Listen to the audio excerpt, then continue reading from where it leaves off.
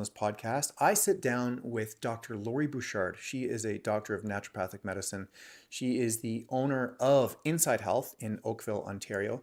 Dr. Lori is known for her treatments and understandings and vast knowledge around cancer prevention, cancer care, and cancer recovery. I've been friends with her for, oh my goodness, almost 15 plus, almost 20 years now. I've been sending all of my clients to her clinic in Oakville for colon hydrotherapies. So we discussed that in today's episode, all the benefits of getting your butt scrubbed with a colon hydrotherapy, as well as all things longevity, wellness, cancer prevention, cancer recovery, cancer treatments, and what other types of treatments are available to you. You don't just have to rely on the oncological efforts in Western medicine. And I'm going to stop myself because I'm not going to get heated up. But in this episode, we go deep and you're going to be able to explore different options for you wherever you are in your life, especially when it comes to longevity and wellness and recovery from different types of conditions. So with all that being said, I really hope you enjoy this episode with Dr. Lori Bouchard.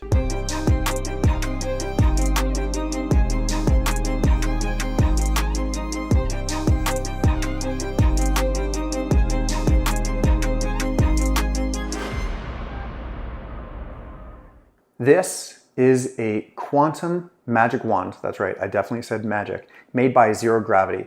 This device right here is your fast track to red light therapy concentrated right to your face. Check this out. All you have to do is apply it to your face and you're getting a direct concentrated amount of red light therapy going right to your face, improving fine lines, wrinkles, increasing collagen production. And what's really nice about this is it's right on your face. So sure, you could do under a red light bed or different panels, but you're not going to get that concentrated, focused, direct energy right onto the face. And you only need 8 minutes a day. And what's so nice about this is you can use this as a meditation. Just do some breath work, relaxation. It's very nice massaging for your face. You feel the heat, you feel the vibration of the tense technology. And all you have to do is 8 minutes a day to improve the look of your young, youthful skin. These guys are going to be at the Longevity Summit. So we'll see you at the Zero Gravity booth and you can try this out for yourself. So first and foremost, thanks so much for being here. Excited to have this conversation. Amazing. Yeah. Thank you for having me. So for those that don't know, Dr. Lori is a naturopathic doctor. She is the founder, CEO of Inside Health in Oakville, along with 10 other clinics. My goodness. Two more clinics. We have three clinics total. How many clinics total? Three. But yeah, the goal is having many more. So we're manifesting that 10 right now. Right. My mistake. So you've got that. You're very, very busy. Let's dive right into this conversation because I know that there's so much hot topics around your area of expertise, which is cancer, but also functional medicine, preventative medicine, holistic medicine, orthomolecular medicine, all those things. So first and foremost, I know that you've spent decades studying cancer from a naturopathic lens. What's the one thing about cancer that you wish every person understood before they were to receive a diagnosis? Before they get the diagnosis, I guess, when you think of cancer, it's really important for people to realize it didn't just happen that day. A diagnosis the cancer did not start that day. It is years and even decades in the making. So any condition that someone could have, whether it is, you feel more tired or you have brain fog or you have a rash or allergies, any symptom that the body is telling you, there's something going on with your metabolic health leading into this dysfunction that can ultimately be cancer. So I would say anyone that does not have a cancer diagnosis right now, do not wait for a cancer diagnosis to happen, which we know is 1 out of every 2 people in their lifetime will receive that diagnosis. So you need to start listening to your body right now of the symptoms that it's telling you and digging deeper under the hood of why is it doing that and start course correcting those lifestyle habits, your diet, all the things that we know can eventually lead into cell dysfunction and a diagnosis down the road. I'm already going to deviate, and you've just really had me have an aha moment just now. We know 1 in 2 That's a huge statistic. Like that's scary as heck. 1 in 2 will be diagnosed with cancer. Would it be fair to say and almost appropriate to assume that we have cancer right now and to live a life as though that we already are diagnosed just to prevent it from actually magnifying and really presenting itself? Is that something You that's are not far off on that at all. And we are all born with this amazing immune system that is constantly surveilling our cells and looking for any cells that are abnormal and killing them off. So that is a normal part of our metabolic health is that if any of these cells are stressed out, say from inflammation, from not sleeping well, from poor diet, too many chemicals, all the carcinogens that we know of, with your digestive system being off or your poor immunity, all of that, those cells are allowed to grow and proliferate into cancer unless our immune system is able to recognize and get rid of it. So that's a really important thing for all of us to recognize is that we have control over that. And by the time a cancer diagnosis happens, that is thousands of replications of that cell because we are not making those changes to course correct and have our immune system recognize and to get rid of it. So yes, we all have cancer. We literally all of us have cancer going on in our body, but most people have a stronger immune system that can recognize it to get rid of it. So yes, looking at your diet, looking at your lifestyle, taking those symptoms, saying, okay, what else is going on so we can be strong and build our system every single day so it prevents and lowers risk of an actual cancer diagnosis. let's talk about biohacking and prevention then. If you could give someone 3 biohacks to reduce their risk of cancer, let's say by 50%, let's just say, what would they be? And why do most people completely ignore them? For one, the main thing I would say, knowing that cancer cells thrive on sugar and glucose, and they are grown and signaled to grow by insulin, I would say the top thing is lowering glucose and lowering insulin. So the ways that you can do that is for one, carbs being lower, getting rid of processed sugars, all the things that we know spike glucose and insulin in our system. Lower the amount of snacking. So if you're eating all the time, even if it's healthy food, you're constantly spiking insulin, which is a growth factor. So the reason why people don't want to hear this is because food is addictive.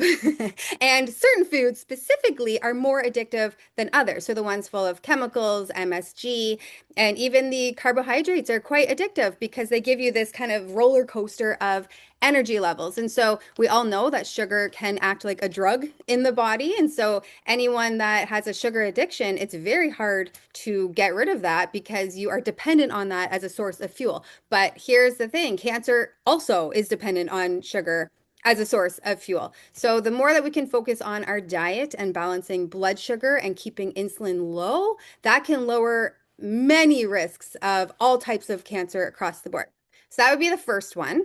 Did you want to go into more? Sure, two more. Let's go Two two more. more. Okay. So the next one, I guess, is like, I'd say you probably hear this all the time is fixing your sleep pattern. So circadian rhythm plays a huge role in how our immune system functions. And the main hormone that has to do and very highly studied for cancer is melatonin. So if you are up late, if you're on your phone, if you are, you're seeing the blue light exposure, that master hormone of melatonin is the main regulator of your immune system. So one hack would be, getting off your phone by 7 p.m. or, getting to bed before midnight and really emphasizing how much sleep that you're getting every night. And I'm a big fan of supplementing with melatonin as well, with or without cancer, just because of there's over 200 roles that melatonin does in the body, not just for sleep, but as I said, for your immune system, for hormones, for your mood, even how the immune system is recognizing cancer, it can play a huge preventative role as well. So Okay. that is the second one. So first, sleep, insulin, or sorry, first one, sugar, insulin. Second, circadian rhythm and sleep. The third one, I would say just across the board, biohacking. This is again not a sexy thing, but reducing chronic inflammation, right? And so you think about all the things that can inflame our body. And it's very simple to say, cut out those foods, maybe take these supplements or do these biohacking tools. But a lot of us don't realize that actually stress can create a lot of inflammation too. So the higher your cortisol, the more go, go, go you are. And I know a lot of entrepreneurs are listening to this and a lot of people who are just very active and you think more is better. Actually, it could be the opposite. So the more cortisol you have, the higher your inflammation levels can be. And then we all know that can cause gut dysfunction. It can create more inflammation in the body, affect your immune system. So looking at all aspects of what is actually inflaming your body and going across the board from even toxicity and your foods, but emotions, we don't want to forget about that one. Right. And that, I've got a question about that too. Can we just really go back quickly around carbs? You see this a lot more than I do, but are oncologists and are cancer wings and are hospitals still prescribing Ensure, the drink? Yes. Yes. And you know what? The most mortifying thing was I remember visiting a patient who was in critical care in the Oakville hospital and just checking in on, with the family and seeing how he's doing. He was getting fed glucose corn syrup in the feeding tube. And I was absolutely mortified. And I will just never, and this is something that is across the board in the hospitals because they say, we don't want you to lose weight. We need to give you these calories. And even in a feeding tube, I'm like, oh, we could throw everything else in there that is healthy and healthy fats. But no, glucose corn syrup was their recommended choice. So, yes, it is a mortifying thing that it is not mainstream as far as, these things are inflammatory, these things are spiking insulin, like they are literally killing him faster, to be honest. And so there was one oncologist that I met out of the 10 that were on different shifts, and only one that was saying, you know what, we really need to have a nutrition aisle in this hospital and talk about they're saying, in India that this is what they focus on and looking at herbs and whole foods. But no, in North America and many other places in the world, it's very much neglected.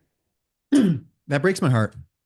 It's Just, so sad. Yeah, it's so like, get out of the hospital quick, yeah. quick, we need you out. When I was in Vietnam, I did a podcast with a Chinese medicine doctor, and they have, Dr. Lori, an entire wing of Chinese medicine in each hospital.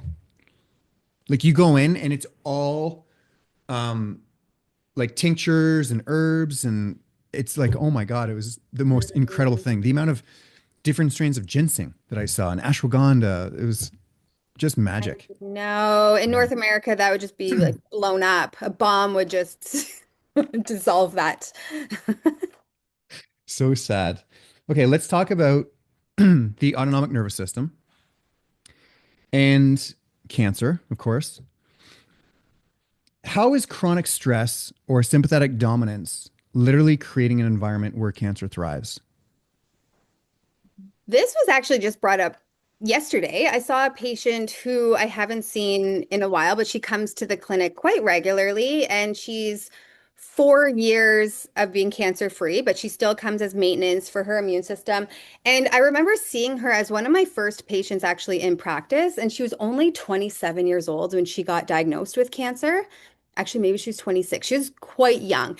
And for her, what is so interesting is her father died of cancer when she was 9 or 10, like really young. And she grew up thinking that she's going to get cancer. She just like that was, and so when she got the diagnosis at such a young age, she's like, yeah, I knew, like I knew, I expected this.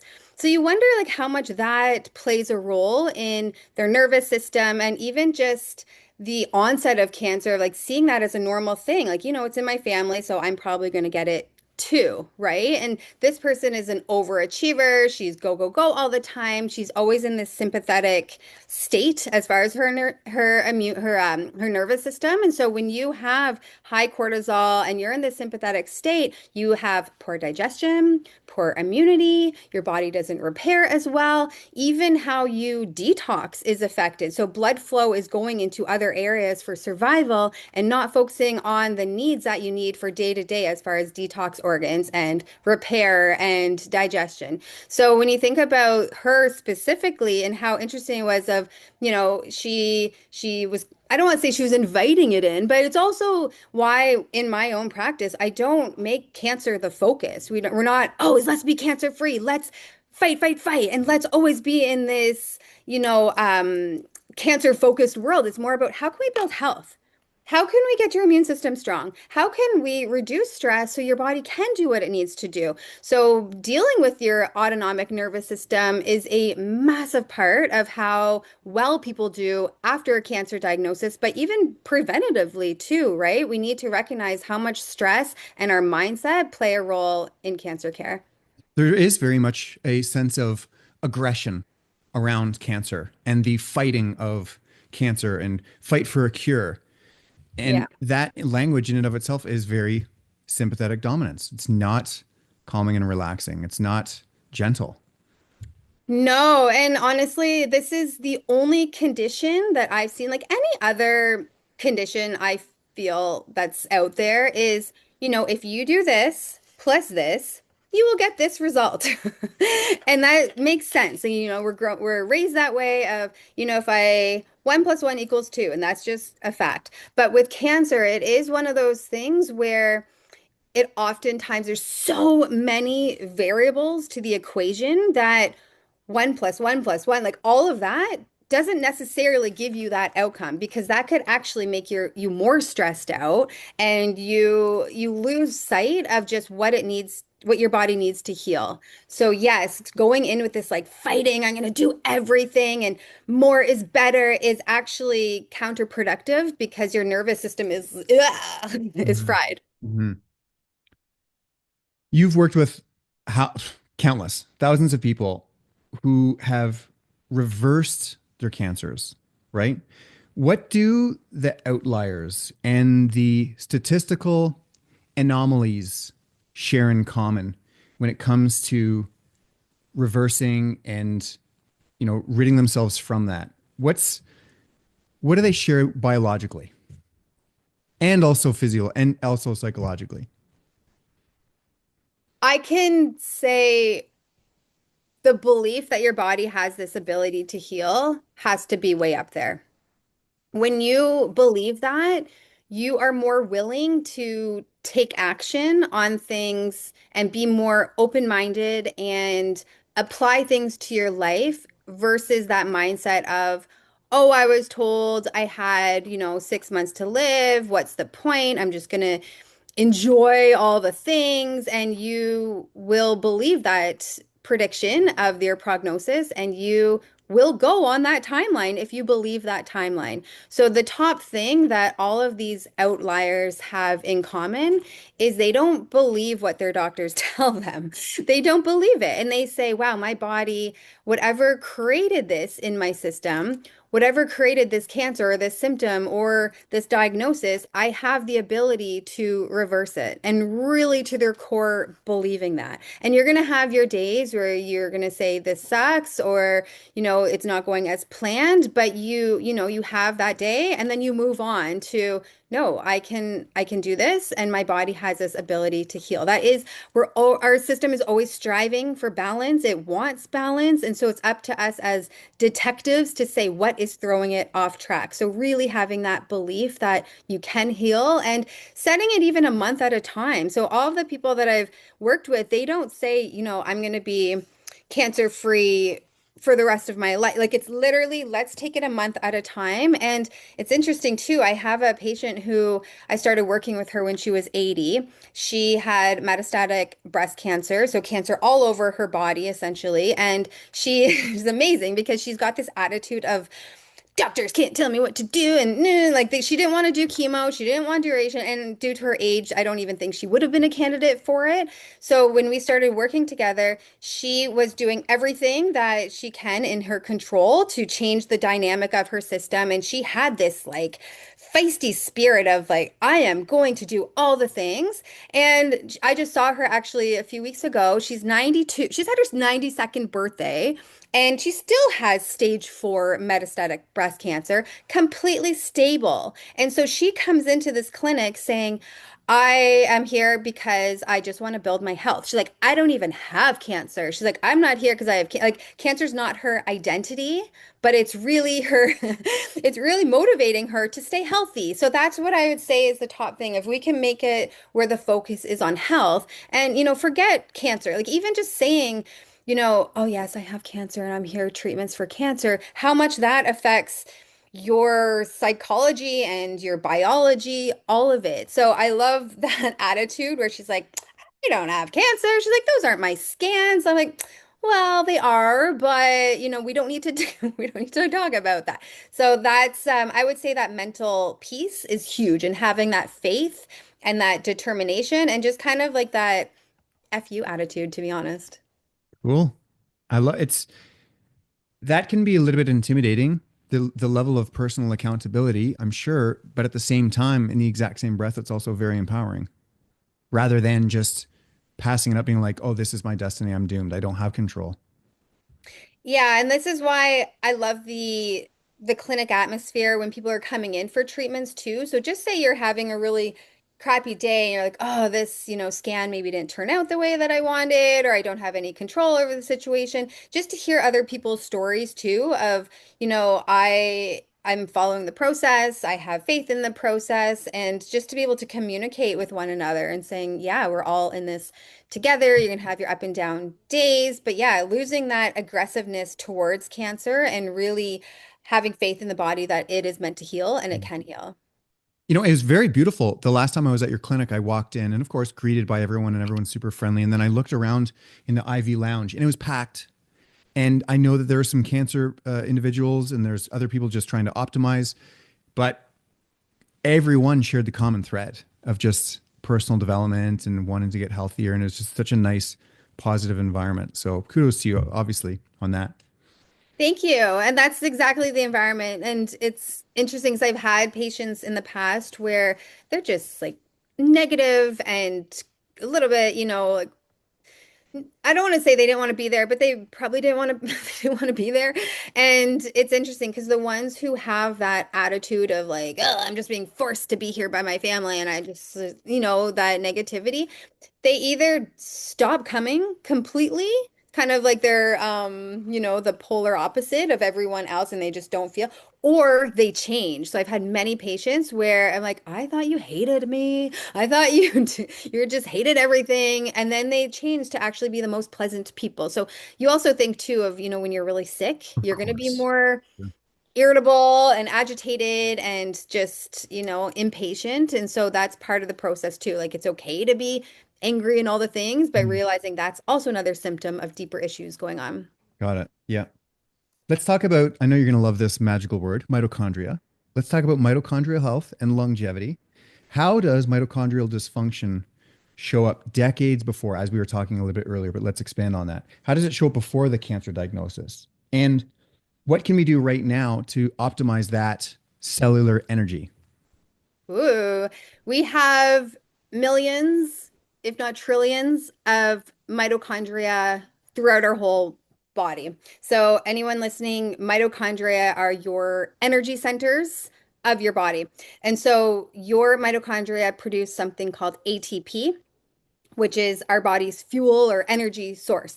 And so, you think about if your mitochondrial cells, if your mitochondria are damaged, the first symptom is you're tired. So something as simple as, oh, I need more sleep. I just can't get up in the morning.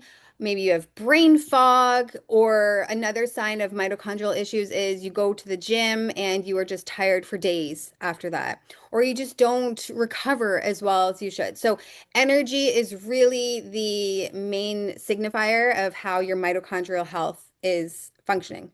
So, you think about all the things that can damage the mitochondria, the things that we listed, chemicals, any carcinogen, high stress, not sleeping well, having inflammation from food, or even stressing the body too much from an exercise sense, right? Like we think, okay, over exercising, but if you do not genetically repair very well, then that is going to create more of a mutation risk for cancer onset. So protecting our mitochondria from the first sign of those symptoms is massive for lowering risk of cancer. Mhm.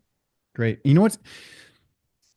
We've been discussing and having dialogue for quite some time now, and we haven't talked about any crazy, wacky scientific biohacking tools. It's all fundamentals up to this moment so far. Do you know what I mean? It's very basic information that's so easy to apply. And I think we get so caught up in the latest and greatest in scientific gizmos and gadgets and biohacking tools, but we forget some of the basic fundamentals: sleep, Mhm. stress, and nutrition. So thank you for that.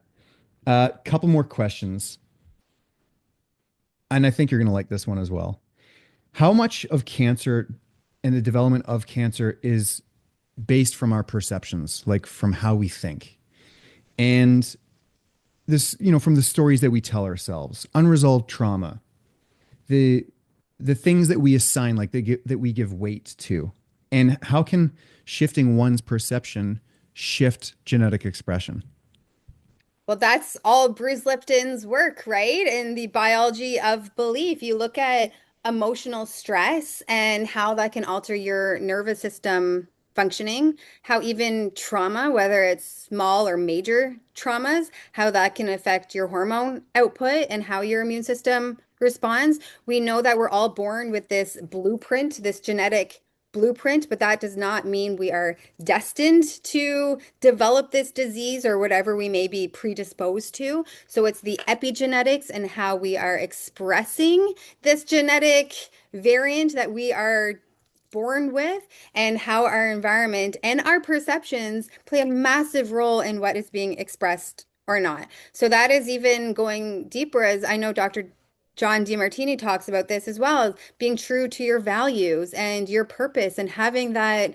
Why are you getting up in the morning? Like, what is it that you love to do? What makes you feel fulfilled? And not living in alignment with that can create stress on your nervous system and your immune system and all, even digestion, right? If you're going to a job that you hate, or you have friendships that bring you down, or just very negative, or you feel that you are just not destined to be happy, that is a massive impact on even how you live day to day. Like, you're not going to care as much about the food that you put into your body. You may not want to, put time for the gym or for building muscle mass. So the way that you think and your thoughts, your perceptions are massive to how your body's ability to create a disease, whether it be cancer or any chronic inflammatory disease.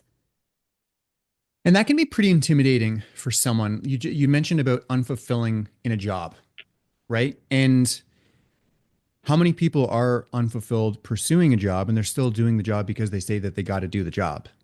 Hmm. And the scary thing is maybe exercising their entrepreneurial spirit, or maybe finding another career, or maybe telling their boss that they're ready for a raise or a repositioning. Do you want to just maybe talk about that with purpose and values, and how that in and of itself is very intimidating? Yeah, exactly. So it's so easy to say, just quit your job because you hate it. You don't like it. So, yes, live more in line of what you like to do. So, instead of, giving that type of advice, I would always be along the camp of find something that you do love, right? And have it alongside that shitty job that you have that you don't like and your boss is an a-hole and you want to, eventually leave it. But right now, you have responsibilities, you need to pay the bills, all the things. But maybe that means, doing an art class after work, or going for a walk with a friend, or something that you just feel so good and you love to do. Maybe that's like making puzzles or baking, or, something where you're like, this brings me a lot of joy. So you can kind of change that teeter-totter, so where everything is just stressful and garbage. What Mhm. can you add into your life that is more healing and makes you feel at peace? And I just had a dream the other day. I'm like, I should be doing restorative yoga. And I thought in my dream, like, that sounds awful. Like that is not something that I think I should be doing because it's wasted time. I'm going to be tired the rest of the day. It's I just had all these beliefs towards it. But I thought, you know what? Maybe that's what my body needs to do. Maybe I need to chill out and to allow my nervous system to relax. So it's almost like if you're in this fight or flight all the time. And also, if you don't have a job that you love or you don't know what your purpose is, you're like, why am I, on this hamster wheel of doing the same things all the time? I don't love it. Really sit down of like, what do I love to do? What do I need to do? What are things that I can add in, even if it's an hour, 15 minutes a day, right? Like 15 minutes a day, finding something that brings you joy. Mm, Done. got it. Love that. What's let's talk about I like because you're kind of controversial a little bit. I know you like to stir the pot sometimes. What would you say is one evidence-based or clinically observed cancer treatment or prevention strategy that's considered fringe or unconventional, but you've seen major successful outcomes with them? Well, I would say the major thing is conventional therapies focus on killing cancer, but they don't focus on why you got cancer.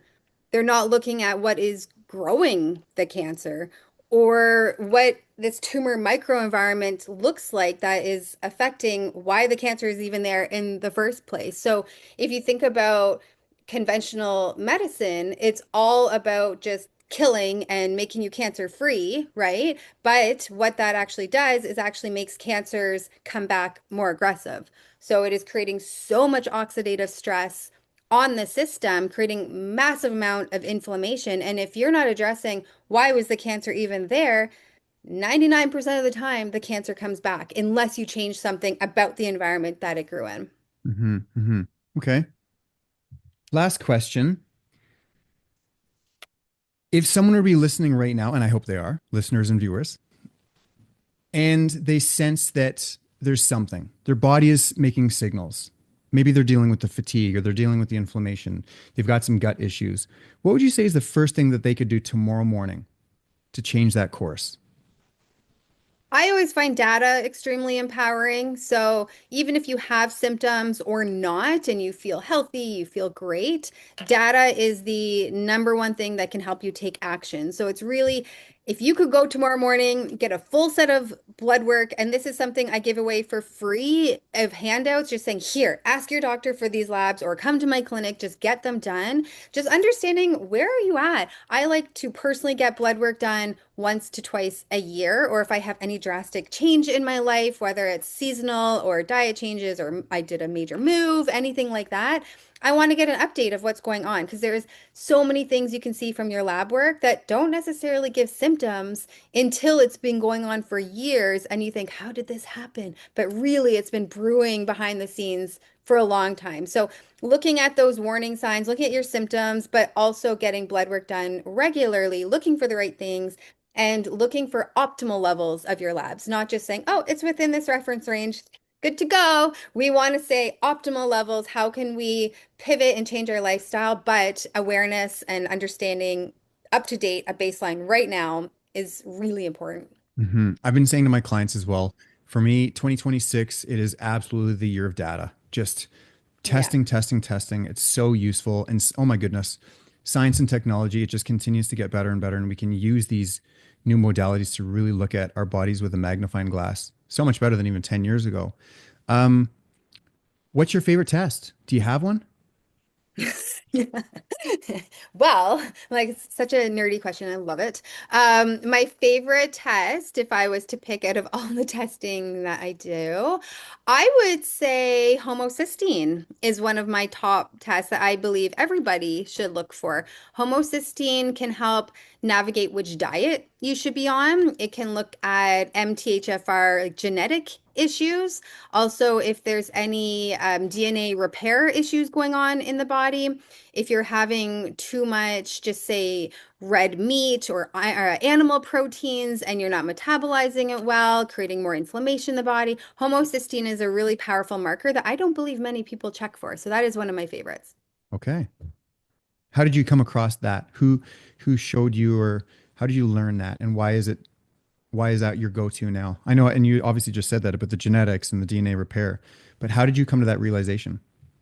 Yeah, because a lot of times people will change their diet and change their lifestyle, and they'll say, my glucose levels have come down, insulin has come down, and my inflammatory markers have come down. But yet they're following a lifestyle or a meal plan or supplement plan that is not affecting the genetic component and how your body is regulating DNA and supporting those repair mechanisms. And so I learned that actually with Dr. Naisha Winters and the metabolic approach to cancer, and really diving into different labs that can support what the metabolic terrain looks like. And so we always want to look at all the growth factors that can stimulate cancer's growth, but looking from the epigenetic side and even just which specific diet that someone should be on, because it's never a one size fits all, especially with cancer. And you know that too, that we want to look into, how is your body using methionine, which is a growth factor from animal proteins. If you're not metabolizing that well, it can go into this homocysteine pathway and create more growth in cells, and so abnormal cells especially. So I'm always looking at, what is the full picture here? So if something does look healthy and normal on labs, there's always more that we could dig into, and we can see like how we can tweak someone's plan. Awesome. Good, good, good. Um, how would you like to conclude this podcast? What would be your last message to share with the world if you needed to say something to help someone see the light at the end of the tunnel if maybe they are dealing with a diagnosis, or also in the same breath preventative as well? Yeah, when people hear the word cancer, they are usually in shock and thinking, but I've always done all the right things. And, they feel that it's a betrayal of the body too, of how could this form in my system and why do I have cancer? And, it comes as this massive shock, but I want that word to be a conversation starter of how can we understand our body more and what it's trying to scream at you? What have we ignored for so long that we can now actually make an action plan to start changing and listening to our body more? So to not be so afraid of that word cancer, but using it as a detective and investigation prompt for us to help heal our bodies. I love that. It's such a great reframe. Look at it as a tool, as a prompt to investigate. That's great. For those that are listening right now, get ready for the Expo, Longevity Wellness Expo in the fall of 2026. I hope that we're going to be seeing Dr. Lori on the big stage again. She's got so much wealth of knowledge and wisdom to share with everyone. So do you think we'll be seeing you in the fall, Lori?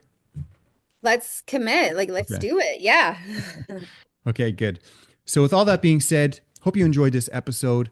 Please hit a like, hit a share, subscribe to this, share this with a friend, share this with a loved one that you know would find valuable. And we look forward to seeing you at the Expo in the fall of 2026. Canadians are asking two questions right now. How do I feel better and how do I live longer? Your search has led you here. 3 days with speakers who've changed lives, vendors with tools that actually work, and real people asking the same questions that you are. Proudly Canadian, the best minds in health, all in one place. And you're invited. Longevity Wellness Expo, Toronto, October 2nd, 3rd, and 4th, the theater at the Great Canadian Casino Resort, Toronto. I'd like to introduce you to Rainbow Health Foods. They are a Canadian manufacturer that makes healthy coffee and tinctures. These tinctures were the first product that I tried, and this one is a reishi infused tincture. This one here is cordyceps, and this one is a blend with several different types of mushrooms. Now, what's so amazing about mushrooms and tinctures is these act as adaptogens.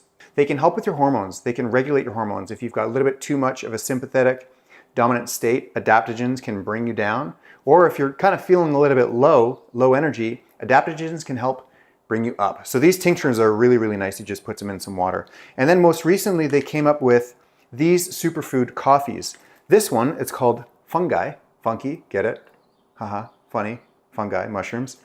This one is a caffeine-free, so there's no caffeine whatsoever, and it is a coffee alternative. What's really nice about this is it's got 3,000 milligrams of lion's mane, cordyceps, and reishi. That's a therapeutic dose of mushrooms. most mushroom coffee, they don't have a lot of mushrooms in them. So this, you're going to know that you're going to be getting a very, very high dose of good quality mushrooms. This one is made with coffee, so you can get your morning Joe fix if you like coffee. Also, it's got 3,000 milligrams of lion's mane and reishi. That is a therapeutic dose of mushrooms. This supports your health, supports your immune system, supports your energy, supports your mood, supports your memory. So if you are looking to improve your brain function and cognition, and you're looking for a healthy biohacking alternative from regular coffee, I would go with rainbow mushrooms. Like I said, I've been using these even before I was introduced to them. Oh, and by the way, if you're a VIP member at the Expo, Longevity Wellness Expo, October 2nd, 3rd, and 4th, you're gonna get some products in your VIP swag bag provided by Rainbow Superfoods. So we'll see you at the Expo. Why don't you quickly share your name for the audience, background, what is Sunshine Mattress, and then we can dive into a little bit more of your background story too. Great. So my name's Laura DiLorenzo. I'm the founder and owner of Sunshine Mattress Co. We are a mattress and bedding brand that specializes in organic products that are not just going to be comfortable, but they're also going to be healthy for you. My background has been in this industry for 8 years. I've really learned that people need to be educated, not just on the importance of sleep, but on indoor air quality and how the products we bring into our bedrooms, which is the place we consistently spend 7 to 9 hours every single day, can really have an effect on not just your sleep quality, but also your daily performance. As you know, it's very linked. How we kind of show up in your day-to-day is very much linked to how we're sleeping at night. So just this correlation. So we're going to dive into that. Cool. Why don't we quickly just explore and share your background, how you got into it, and because everyone's got a story. Like, what was your tipping point, or what made you decide to pursue holistic sleep hygiene? Well, my dad was in the industry before me, so I'm a second generation in this industry. Okay. I've always slept on an organic mattress myself, but I think where I got really interested in it is it opened my eyes in the holistic realm in general. So like anything, when you kind of dabble in one thing, it opens the gates to others. So since then, I've kind of cleaned up the way I eat, the way I do a lot of things, the way I shop, the things I bring into my house. And so for me, it's actually the human part that really drives me.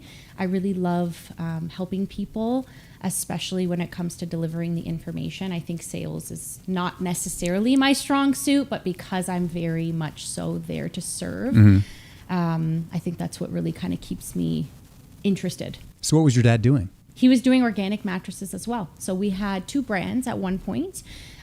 His brand is about 15 years old. He was definitely one of the pioneers to do it. So wasn't as common as it might be now to live this sort of way, going against the grain.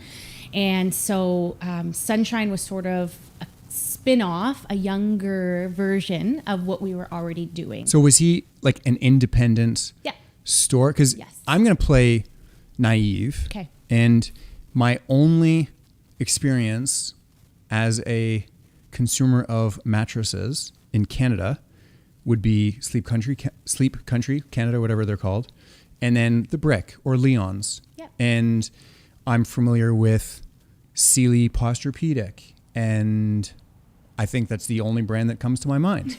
So was your dad was he selling those, or was he completely different as a distributor, seller of mattresses? So he had a retail store where he dabbled in organic and then also sold some of those. Right. He then learned about what those were made of, being polyurethane foams, metal springs, and how this can affect the way that you wake up feeling, what maybe it actually affects some of your symptoms like allergies, things like that. He started to kind of see the connection. How did he come across those discoveries? Just conversations with people, sort of getting feedback from people. And he started to notice that the organic ones were performing better. And so he became personally invested in that and started to wean off of the conventional ones, which ultimately I think when you say like some of these bigger brands, they're all really made at the same place. So that's why I refer to them all as mass-produced mattresses. Yep. They're all really the same, just stamped with different names. Sometimes they have different marketing gimmicks that grab customers' attention. Yep. Things like cooling and these kind of trigger words. Sleep Country in particular is a corporately owned company. So certainly they don't have maybe the consumer's interest in mind. It's really more driven by profits, whereas small retailers like myself, we're not so much driven by profits. For us, it really is about the customer experience, Right. The relationships that you're building. So our products are private label. So we don't carry the big box brands. They are a particular manufacturer that we have partnered with, makes the design that we dictate. And all of the materials that they use are organic. So they don't do actually other mattresses, which makes it that much more aligned. Right. It's kind of like mainstream or factory farmed foods or conventional medicine, right? These are the things that we are accustomed to, but there is a whole different world out there, in my case, functional medicine and alternative medicine. And this is a new realm for most people of alternative sleep hygiene, right? Yep. And You got it. it could be almost considered woo-woo, or hold on, there's organic mattresses? Is that even a thing? Is that fake? I'm sure you've maybe heard some of those questionings and things like that. So let's talk more about that. Yeah, you're right in that woo-woo. I like that word. But it's actually quite simple, and it's really comes down to the materials that makes things organic. So like you had mentioned, food, maybe even cleaning products, laundry detergents. It's become so complex in the mass-produced world. There's all these ingredients you cannot pronounce. Right. You don't even know what they are. You have to Google them. And even when you Google them, you're like, what is that? Just like in food. Just like in food. So, and then these materials or ingredients are chemically made, synthetically made. And so when you talk about organic, we're going back to basics. So an organic product only has very few ingredients. So in my world, it's organic latex, which comes from a rubber tree. So it's literally plant derived, 100%. Right. Then we use things like organic wool, no polyester, no synthetic, no nylon. And then we use organic cotton. So 3 things in every product. And not only are those 3 things going to be healthier for you, but they also are going to just perform better, which is sort of like the cherry on top. We shouldn't have to compromise performance just because of choosing something that's maybe healthier. Tell me a little bit about performance, because when you use the word performance, I think of a machine, or I think of human performance. I think of how I can perform with my clients if I'm working, or if I'm an athlete, right? There's all sorts of different types of human performance that we can somewhat measure. What do you mean by performance as a mattress? So rubber, latex, I'll sometimes use either word. I didn't invent it, which I'm very happy for, because a lot of the claims that I make about it, people can do their own research, which I'm a big believer in. Like, go ask Google if you don't believe me. But basically, latex will outperform any other material on the market. So whether that be memory foam, aka polyurethane foam, or whether that be metal springs, it just performs stronger. So meaning that when your body is resting down, it will last you, say, 10 to 20 years, 20 to 30 years, compared to a memory foam bed, which is really only lasting anywhere from 3 to 5. When you say lasting, what do you mean? What is it? So it's not breaking down. It's not going to sag. It's not going to accumulate bacteria, mold, dust mites, things that would accumulate in a conventional mattress, Right. because the materials are not breathable. So any moisture coming off of our bodies are going inside the mattress, and that's a big reason why people should be replacing them a lot more often than they are. How often should people be replacing their mattress? Well, and you got to say that right in that camera, because this is probably going to be uncomfortable for some people. Let's hear it. Yeah, so it should, really 5 to 7 years is really when things start to get heavier. If things get heavier, it's because it's accumulating. Say that as a hook. Okay. Right there. Be like, you should replace your mattress in how many years? You should replace your mattress every 3 to 5 or 5 to 7 years, depending on what you've gone with. I will say memory foam does break down a lot faster than metal springs do. Another thing, when I say longevity, it's kind of a two-sided thing. When you see a mattress which is positioned in one way and your body lays on it in the same spot every night, consecutive nights throughout the year, it's going to wear down under your bodies. When you have an organic mattress that has different layers, these layers can then be flipped over. So nothing's actually glued together. Where most mattresses are glued intact. And, together. right. Yes. So there's no shimmying it around. The bottom is usually the bottom. The top is the top. And so you're not only needing to replace it faster because of the cleanliness of it, the fact that it's kind of accumulated things, it's broken down under your shoulders, your hips, wherever there's pressure coming down. So there's a few different reasons why someone's bed might break down faster than others. That makes no sense to me. Why produce or why manufacture a bed that you cannot rotate? It's kind of like driving a car. Yeah. And you need to rotate the tires. Exactly. That makes sense. Yeah. Do you want to talk about direction sleeping? Side, back, stomach? And in your opinion, what Is best? Yeah. Yeah, back is best. Doctors say that we want to imitate standing when we sleep as best as we can. So when we're on our backs, our organs can kind of go back into position and rest. When we are on our left side is when our digestion can possibly be going more. When we are on our right side, they say that can kind of start up your relaxation. So a lot of like in yoga, they say if you go onto your right, it can be very calming. Those are okay, but I will say side sleepers, because, the knees knock together, people who are broad, you can have a bit of shoulder collapse. So incorporating a prop like a pillow, whether that's like to hug between the knees, ankles, that can help a lot. Because again, you want to imitate standing. When we stand, our legs are not together, Right. They're apart. Stomach sleeping is the worst position. A lot of babies do it, a lot of kids do it, and that's just because they are built small frame. They are not perhaps like grown into their bodies yet. Right. When we lay on our stomach, it's very unnatural. You're kind of turning your neck to one side or the other, so you're kinking your neck. And your neck is the start of your spine. So now you've thrown off your entire alignment. So my tip for that is if anybody is stomach sleeping, you can incorporate a pillow underneath one hip. So you're kind of raising up the hip area.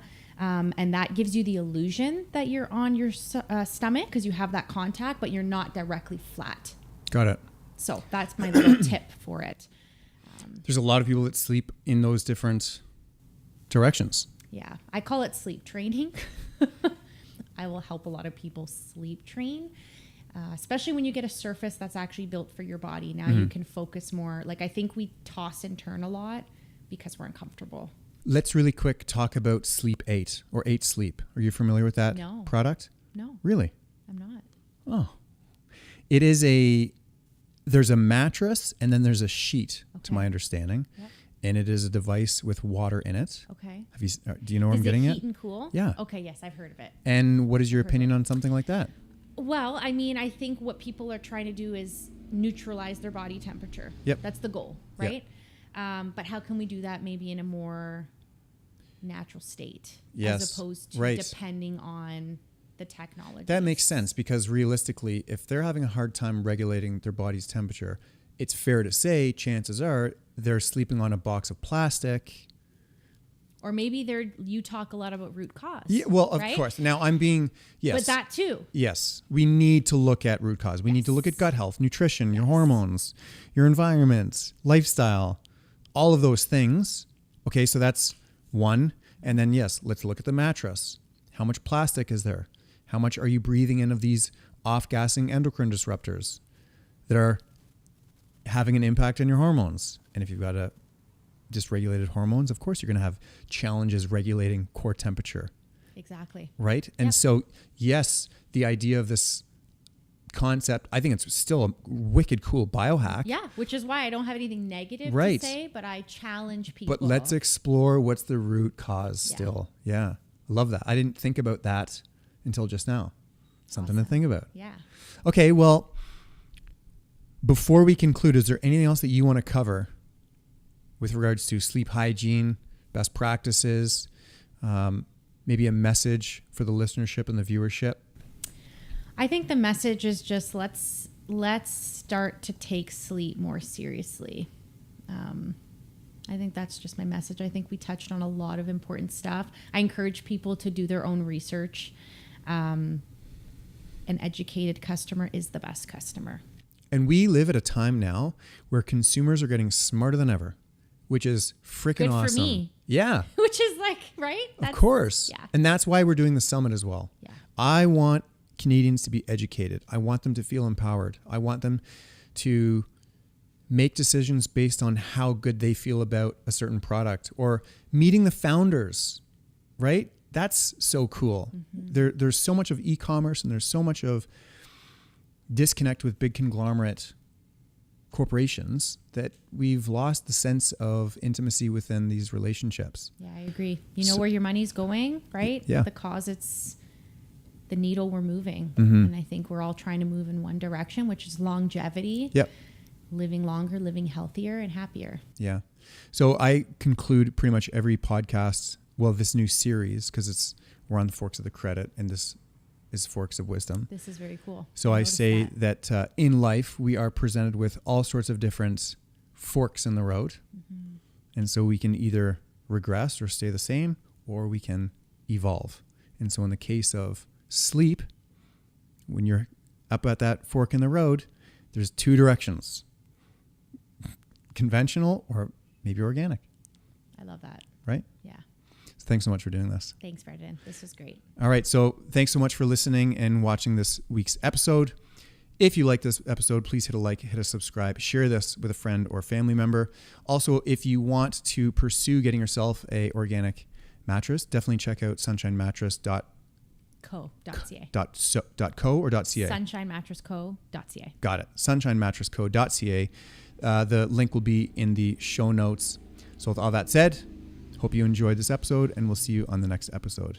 Let me guess, you're running a business, answering calls, doing the work, chasing payments, managing staff, and somewhere in there, you're supposed to do the marketing, build a website, post to social media, run ads, stay on top of SEO. Here's the truth, you don't need to do it all yourself. We handle your website, SEO, social media, we give you an amazing CRM, even your email marketing, all in one platform. Book a free consultation and we'll talk how to get webware working for you. Are you a professional in the health and wellness space? Maybe you are a clinic owner, a practitioner, a natural healer, or you're in charge of purchasing products, or you're a distributor, and your business is built all around biohacking and longevity or wellness or even precision health.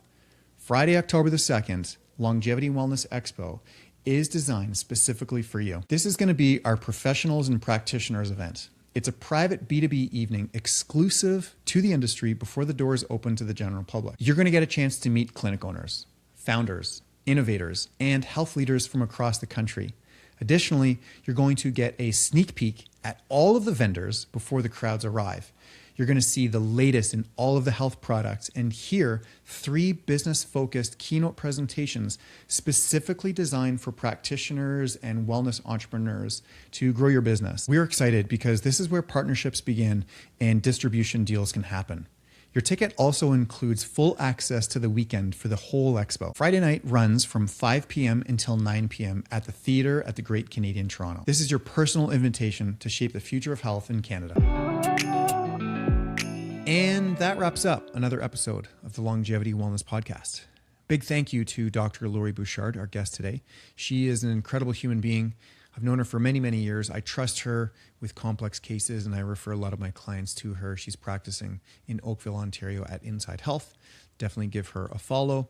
She was one of the original speakers at the Longevity Expo. It was a cute little church hall in Burlington. She was one of the speakers last year at the summit. She'll be joining us again this year in October. Also, want to say a big thank you to our sponsors for today's episode. These podcasts wouldn't be happening without you. And when you see these products on the podcast, just know that I use them personally. I've been using them for many years, some of them new, some of them for a long time. And when you are looking for products and services to improve your quest to longevity, feel confident that because I use them, I feel confident that you can use them as well. I trust them, and you can too. So with all that being said, hope you enjoyed today's episode. Tickets are available right now on the website, www.longevityWellnessExpo.ca. Grab your tickets to the expo, Canada's largest and biggest biohacking and longevity expo of its kind. It's a 4th annual. So we'll see you at the expo. All you have to do is get yourself a ticket. And until then, see you on the next episode.